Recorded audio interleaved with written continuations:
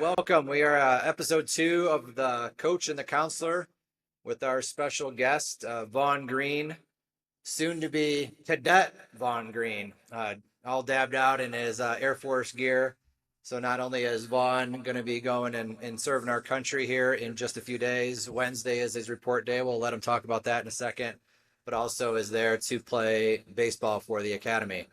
Um, Tell me about where your head's at right now. You excited? You're nervous? All the above?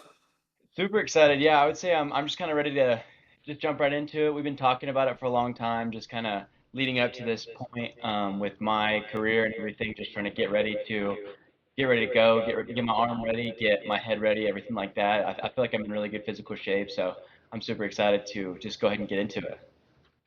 Tell me about what's going to happen on Wednesday. Yeah, so Wednesday is they call it in processing day. So basically, I'll show up around 9:30, and I'll there's this big circle drive. My parents get to drive around and drop me off, and then I walk up the step, and that's pretty much it. It's real quick, and that's kind of how they kick everything off. And in processing day is mostly paperwork and all that type of stuff to get everything squared away. And what do you know about the coming days after the drop off? After you kiss mom and dad goodbye, your sister goodbye, and you won't get to see them for a long time. How long is that? And then what are the next weeks and months look like for you? Yeah, so basic training is separated into two 3 week segments, 6 weeks long. The first 3 weeks, they call it first feast, and it's basically like you're up on the hill of the campus, so up above all the athletic facilities and all that stuff, and you're kind of learning like customs and courtesies, like how to salute, how to march in formation, all that type of stuff. And then the second 3 weeks is called second feast, and during that time they take you out to this area called Jack Valley, and they get you. It's like a camp. It's like almost a camping situation where they kind of set you up in these tents, and you run through like 3 different obstacle courses. Um, and during that time, you do a lot of like the weapons training and all that type of stuff. And then after that, it'll be, I believe it's August 2nd is acceptance day. And so I'll march in with my squadron, and there's this big ceremony about pinning the shoulder boards on. So I don't get the shoulder boards until I've graduated basic training. And then on acceptance day, we'll get to have my shoulder boards pinned on, and then that's kind of when I'm recognized as part of the cadet wing. Great. And so you ready to lose your hair and lose a lot of weight? I am ready. I am ready. How much how much do you weigh right now, and what's the expected weight loss? Do you have any idea? Yeah, so my playing weight, I like to play around 195 or 200. In the off season, I was like anywhere between 205 and 207. I kind of lost a little bit of that when we started playing. Um, but as far as weight loss goes, they do a pretty good job, from what I've been told, of nutritional check-ins, especially for the athletes, trying to keep us in a good spot. And Coach Winkler, our pitching coach there, I've talked to several of the guys that he's kind of worked with as they've come out of basic training, and it sounds like he's really, really good at getting you from that state right after training to back to playing shape where he wants you to be as far as the fall season goes. Great. So it's funny. I just saw like a clip of Wink on a podcast, and he was talking about integrity first, service before self, and excellence and all that we do. And it was kind of funny. It said no hashtag needed. In regards to that. So it's a great for I'm sure for them for recruiting. It's great for you to learn those life lessons. And I'm excited for you. Obviously, I got to know you as your coach over about a 2 year period. Helped with the recruiting process. I think Richie and I joked, and some of the other players joked that you were a 50-year-old trapped in an 18 or a 17-year-old body at the time. Right. What? How? Tell everyone why you have that sort of nickname from us.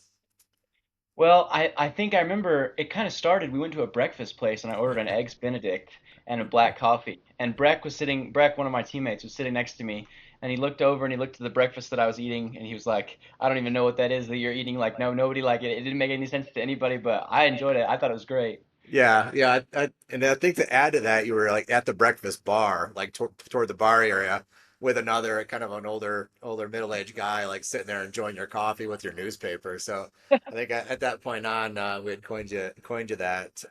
Right.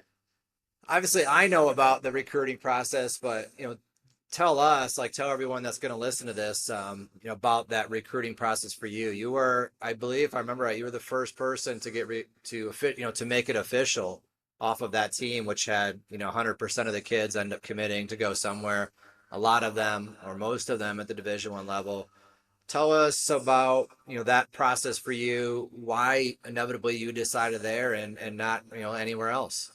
Yeah, so I mean, I would say this decision for me kind of started when I was a lot younger. Both my parents went to school in Texas. My dad went to Texas A&M, and they have like a very they have real close ties to the military. They have this group there called the Corps Cadets, and it's basically just like a super awesome ROTC program that they have there. And I'd always been infatuated with that. And when I was little, I wanted to do that. That's where I wanted to go. That's what I wanted to do with my life. Um, and then I started taking baseball really seriously and realized that I couldn't do both. I had to make a decision. And so inevitably I chose baseball. Um, and I kind of just chose to pursue that throughout my career. And then the opportunity to go to the academy presented itself, and I realized I could do things that I wanted to do as a little kid, and I could also pursue my baseball career. So I would say that it was a super easy decision for me. I was approached in Arizona by Coach Dawson. He was the first one who kind of came out and saw me, and he saw me throw in the Fall Classic in Arizona, and I threw well. And I remember it was pretty quick. It was they saw me throw, and then basically 2 days later, I was like in pretty close contact with them, phone calls, all that type of stuff. And then as soon as we got home from that trip, I went on my visit. Um, and I remember I made it a priority because we got home from the airport at like 2 in the morning or something like that, and we turned around and left for the Springs at like 6 o'clock. So I was on like 4 hours of sleep, and I was just like super excited about going to do this and going out to see what it's all about. And when I got down there, I tell this story. My dad can back this up because he was here with me.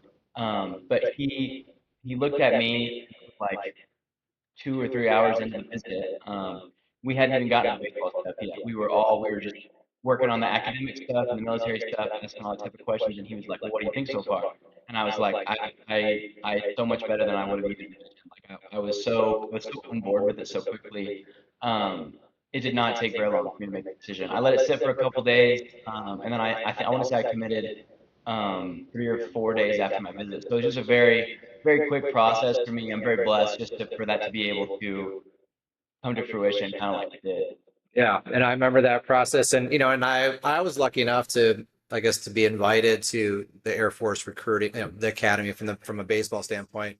My son got recruited there, and I say, it was an honor for me to be able to be a participant in that. It was, the same thing as you said. We met in a parking lot at, I think, 7:30 in the morning. Kaz takes, I don't know if it's changed, but Kaz took everything. He did everything from that meeting at 7:30 in the morning, standing in a parking lot talking for probably a half an hour, 45 minutes, to the full tour from till probably about 4:30, where he did it, and up until about 4:30, he goes, I don't know if you guys noticed this, but I haven't mentioned the B word yet. And we kind of all looked at each other like, is he gonna swear? Like, what is he talking about? And he says baseball. He goes, obviously for him and for the Air Force, there are things that are much more important than baseball, and baseball is the last priority. And so, not until 4:30 that same day. So now, 9 hours later, did he bring us to the baseball field and said, "All right, now you can go with my assistant coaches, and they can talk about baseball, and you can deal with them now." But I was thoroughly impressed. Enjoyed my experience, every moment of it, and always rave about that opportunity. Not only that we had that ability to do that, but I also try to encourage anyone that might have any sort of interest whatsoever just to do it. Because I think you walk, no matter what, at least for me, for my family, we walked out of there saying, man, I mean, I feel confident in my country, that I have that support, of some, highly intelligent and highly motivated individuals. So and I don't say this lightly. It was a life changing event for me, even though my son decided not to go and have that commitment. So yeah, I'm excited for you. I appreciate, again, not not only having the opportunity to coach you, but the service that you're gonna provide our country. So I really appreciate that. I do hope that this is part one of part two. So give me this commitment right now that um, a year from now at least, if a year to 2 years from now, somewhere in that time frame, I'd love to have you back on and then now talk about your experience of that you literally and figuratively like been through the trenches of the Air Force, the academy, the training, and the baseball part of it. I'd love to have you back. So I'm not cutting Absolutely, this thing short right now, but I want to make sure that I get that in there. for Um, sure. I remember when we were there. This shows you how long ago we watched a scrimmage at the time, and there was a kid, according to Kaz, right? A kid came up to the plate. He hit a home run over the right field fence and cleared it by a long way. And I looked over at Kaz, and he looked over at me, and he said, "That kid right there, he's gonna be special." He goes, "You should see him pitch." And I didn't know it at the time, but it turned out to be Paul Ski, and so kind of a Right. cool little side moment for us that we got to see him, play and be in the same dugout, and my son Ashton got to ask some questions to him about why they wanted to go to Air Force. Well, let's segue from there.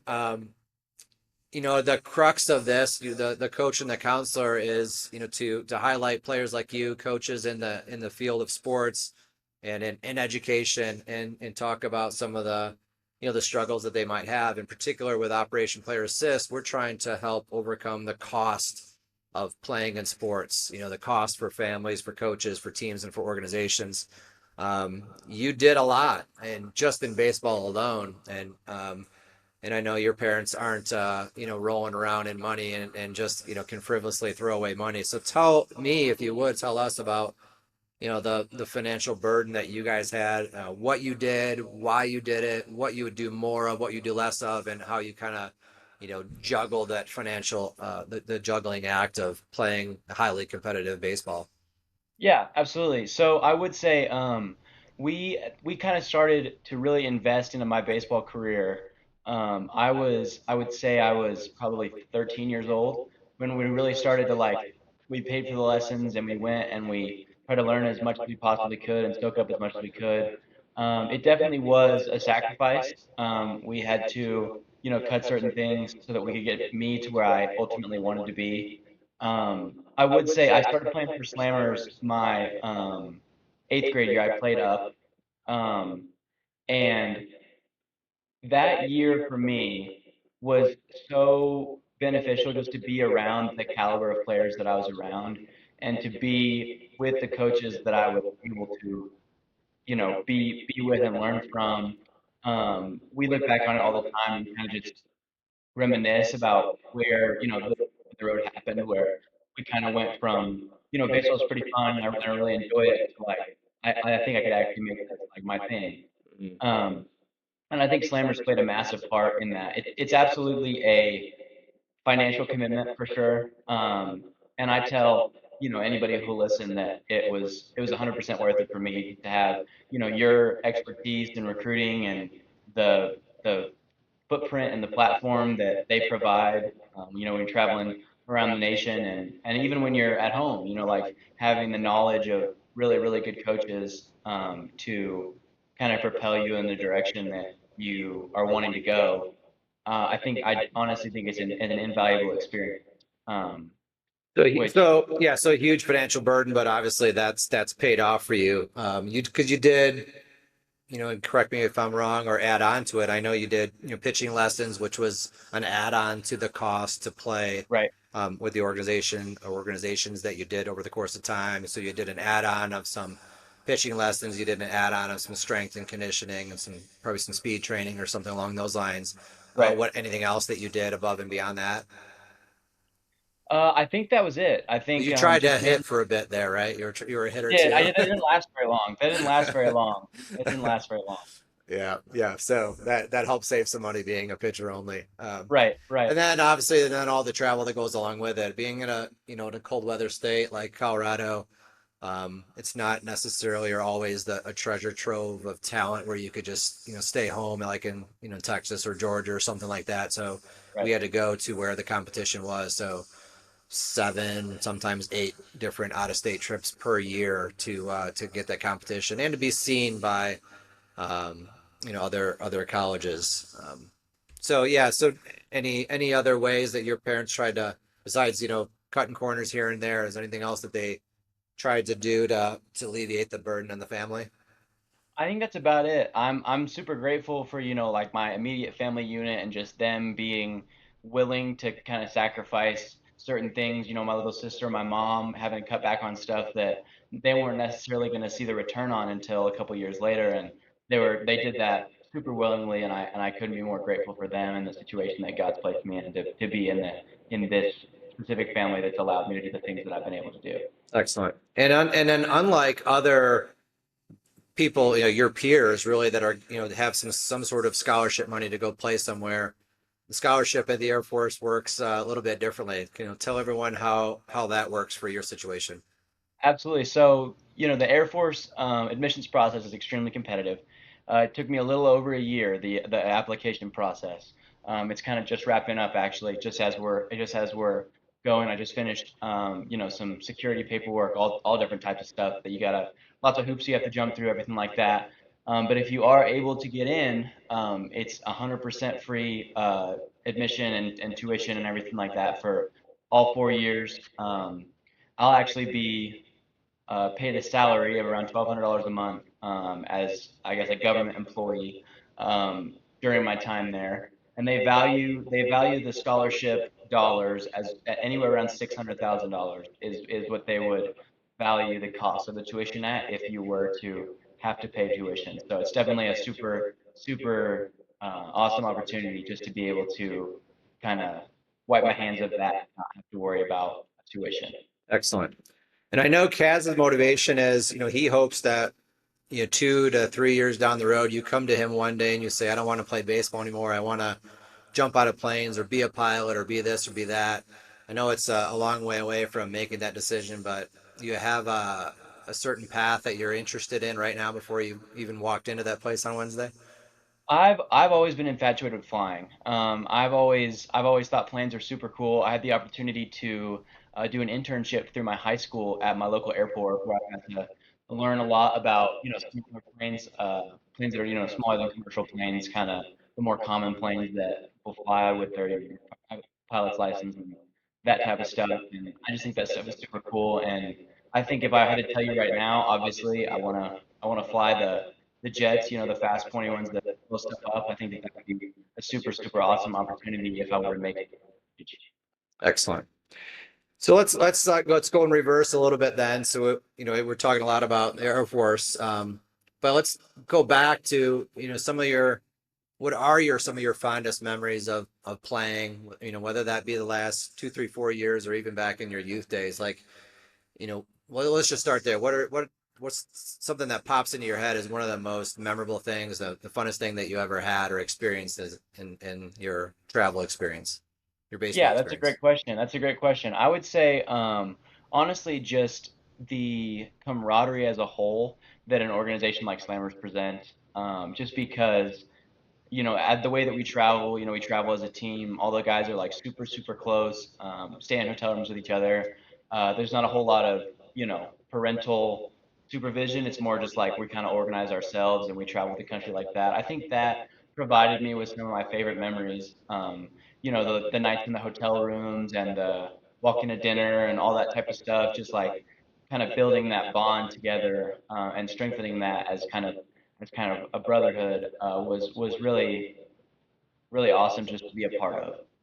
Yeah, I'm glad you said that. Brotherhood, I think, is sometimes gets lost in the competitive world nowadays, and is definitely, unfortunately, I think getting lost in the all the transfer portal issues going Right. on with college sports. I remember we were in Jupiter and at the final tournament, and I had run into a really a friend of mine that I hadn't seen. I was never a teammate of mine. We played against each other, but we played against each other all the time, and I hadn't seen him in probably close to 30 years, and it was like we were still brothers, like we were still friends. We started talking like we had never skipped a beat, and we talked about all those things, like not hey, you beat me, or I beat you, or I struck you out, or this happened. It was, the times in the parking lot, the drives back and forth to wherever we were going. It's, everything that you just said. I think those are, some of the greatest memories, and hopefully with that, what doesn't get lost in what's going on in sports today.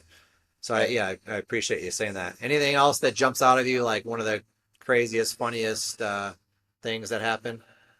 I will say also just like the opportunity to play against these guys that, in a few years I'll be seeing playing on TV. I think that that is super awesome. I talk to my dad about that all the time, like how I'm gonna look back and, turn on the TV and see this guy that's got like a 6-year MLB career developed and he's like tearing it up, and I'm gonna be able to turn on the TV and be like, I pitched against that guy, or I saw that guy, I met him, I shook his hand, that type of thing. It's like a really cool experience to kind of be a part of my age group's development into, what they're gonna do in the professional world. Yeah, yeah, I do that currently, more so at the college level of, particularly since it's freshman, I had the College World Series of, the Colorado kids that were either on my son's team or we played against each other. I mean, and there's been a bunch. Colorado or Oregon State. There's a couple. Arkansas. There's I think at least one.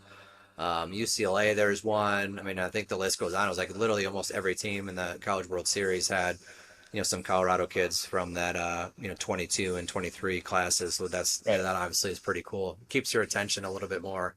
Knowing Absolutely. and knowing and then wanting to watch those games. What about the downside of your experience in the travel world? What's Yeah.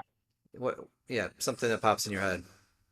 I would say it's kind of a downside at face value, but then when you dive a little bit deeper into it, it's definitely something that prepared me for ultimately college and everything like that. Just traveling the way that we did, I could tend to get maybe a little homesick from time to time, or I can't see my parents like maybe I want to, or anything like that. Just kind of trying to focus on the baseball. It was definitely a little bit of a learning curve at first. I would say I actually got used to it, but definitely starting out, kind of not being able to travel with my parents the way that I did before, more so having them travel to watch me play. Um, it was definitely different. I wouldn't necessarily say that it was inherently negative. I would say that like kind of at the beginning, it was a little bit difficult to adjust to. But once I made the, I think it's prepared me for what I'm preparing to do, when I walk on campus on Wednesday. Yeah, and there may not be anything that can prepare you for what you're going to walk into. I mean, that's the obviously the ultimate sacrifice. You were away for 3 days at a time, 4 days at a time, maybe 7 or 8 days at a time at the most. Now you're walking into a situation where when do you get to see family again? So it'll be the first 3 weeks. There's a day in the middle between the first 3 weeks and the second 3 weeks called Cadets Day Out. And I'll get to have my phone. I won't get to see them in person until Acceptance Day, which is at the end of the 6 weeks, so August 2nd, like I said earlier. But Yep. I will get to have some communication with them. I believe that Cadets Day Out is either July 1st or July 26th. It's one of the 2 days uh, that I'll get to have some communication with them back and forth. Great, great. That's a long time. It is. That's a long time. Um, and do you have a girlfriend? I do. I do have a girlfriend. Still, right? Same one as. Yes, yes. Wow. Wow. And how's she handling this so far? She's good. Yeah, she's planning on staying in state, and everything like that. She's gonna get her degree to be a nurse anesthetist. So I mean, she's super bright. She's very smart. And so she's just gonna kind of work her own career path, and we're gonna see where that puts us out at the end. Great. Good. Well, good for you guys for trying to work that out. Um, Going back to to kind of the youth days a little bit. This is a long way away from you, but what would if you were to have a son's coming up, hopefully many, many, many years from now, what would you do differently with him that, or what would you do the same? I mean, maybe both Yeah. questions there. I think for me, I know you knowing me kind of as my coach, I'm not the most athletic person in the whole world. I You're a can kind of left-handed pitcher, so you don't have to be. So that's for okay. sure, for sure.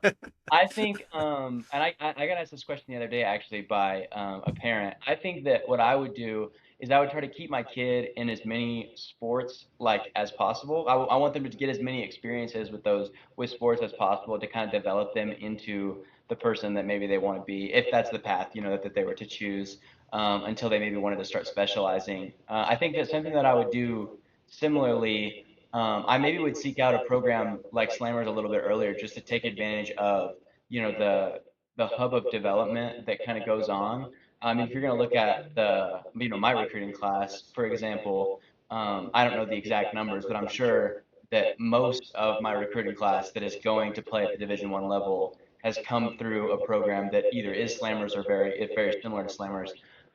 And so I think that that is a very useful thing to kind of tap into. And I think I maybe would have, instead of, going from team to team and trying to figure out what fits, I would just go to a program that I know works, that I know has, a track record, a history of getting these kids where they want to be, and kind of building them into the ball players that they're looking to build themselves. And why do you think, and this isn't a a slammers podcast by any means, but why do you think an organization like them has the success that it does? It's not just a company's brand that makes them successful. So what is it that maybe provided that benefit to you, or why did you see them in such a positive light? Because it's not just the brand, it's not just the logo or the uniform. Like, what are the intricacies of that was so good for you? Yeah, I would say that it all starts with the personnel that they have. It all starts with the coaches, yourself, our head coach, Richie, and his expertise when it came to his experience in the game, and everyone there, everyone has their own, their own stories and their own experiences that you can learn from. And if you do seek out a program like that, the best way to get, like, your money's worth, everything out of it, is to just go in, kind of be like an open bucket or like a sponge, try to soak everything up that you can from anybody that wants to talk to you. Seek them out and try to find, the things that they can offer you that are going to help propel your career to where you want it to go. Yeah, so it sounds like it's not necessarily the X's and O's of maybe what happens on the field, but it's still the kind of the subtleties of you said their experience. So having a conversation with them is, I think, is not part of what anyone talks about enough, but it's probably pretty valuable. Absolutely. I do remember vividly, actually. Is you had a conversation. I was driving in the van, and Richie was in the passenger seat. So we must have been going out to dinner, some level of entertainment, and you were right behind. And you talked about, what should I have thrown this pitch or that pitch, or what should I have done differently? And we kind of had a pretty thorough conversation. And I think I even pushed back on you, like, no, I think what you did, the outcome wasn't the right one, or wasn't the one that we had hoped for, but I think the pitch was right, and we talked a lot about that. You remember that conversation? I do remember Yeah, that. Yes, sir. I think I had it right somewhere in that along those lines, right? And I think it's that sort of conversation where you kind of pay for that expertise and that experience, and not just what happens on the field. Anyone can put together a lineup, and anyone can form a good team. So it's really what happens at every other level. Absolutely. Well, great. Couple other questions, and we'll let you go. Inevitably, um, what's your plan? What's your goal for your first year at Air Force when it comes to being a pitcher? What do you have certain Yeah. goals, or have the coaches there talk to you about some goals of what they want to get out of you your first year? We haven't really talked about roles or anything like that at this current moment. I think that for me, it goes back to a lot of, like what I said with travel ball. It's just like, what can I learn? What can I soak up from all of these pitchers? Our pitching coach, Kyle Winkler, came from TCU. He's a brilliant pitching mind. I just want to sit and pick his brain about pitching and try to get to, the level that he was at, when he was at his playing career, and just to kind of work toward uh, that status. I think that maybe focusing on playing time or anything like that freshman year, obviously that's a great goal to have. I think you have to be more process oriented and less outcome oriented, when it comes to that sort of thing, because if you get tied up in the outcome, then when you're not playing when you think you should be playing, it's really easy to spiral downward and to start like doubting yourself and not being confident in the player that you've built yourself to be and kind of the player that deserves to be in this position that you're in. So I think that my goals for my freshman year are kind of just to stay with the process, to trust the process through it, and just to try to improve at every crossroads that I have the opportunity to improve at. And that soundbite right there is why you're the 50-year-old trapped in the 18-year-old body is the most, mature, thoughtful feedback that I think I could get from someone who's your age and and hasn't played that level yet. And it's exactly what happens is people have an expectation and they walk in there and that expectation isn't fulfilled. And that's, perhaps why there's so much, transfer portal, changes right now. Like they expected just because they played at a high level of club, they expect to walk into a high level of Division 1. They're Right. still probably, a boy amongst, 24-year-old men and they're not as ready as they thought they were. They aren't going to play as much as they thought they were. And then they are, unsatisfied and then they leave, not because it was the program's fault, not because it was the coach's fault, but it's just the reality of the nature of the beast of the sport that we're in right now and how difficult it is. I don't like anyone that watches just watch the College World Series. It's, they are grown men playing a sport and they're bigger, they're stronger, they're faster than they ever been. I think it's the hardest time to ever play college baseball in the history of college baseball. I really do. I say that to my son. Like I played and I played at a high level and I played college baseball, but I don't know if I could play at the same level that I did today with what's going on. So um, great answer, and why you have the nickname that you do. Um, any other final parting thoughts that you have for us? Anything you can think of? Anything you want to say? Nothing much, just to listeners and everything like that, whether you're a parent of a kid that is trying to get to a position like the one that I'm fortunate enough to find myself in, or anything like that, if you're a kid listening, just to kind of soak it all in because I'm about to leave, go to college, and it went by real fast, and everybody says it goes by fast, and you don't really listen to them until it's already gone by fast, and then you look back and you're like, man, I wish I was, at the WWBA right now with my boys, like hanging out and really just like playing the purest form of baseball, like it is.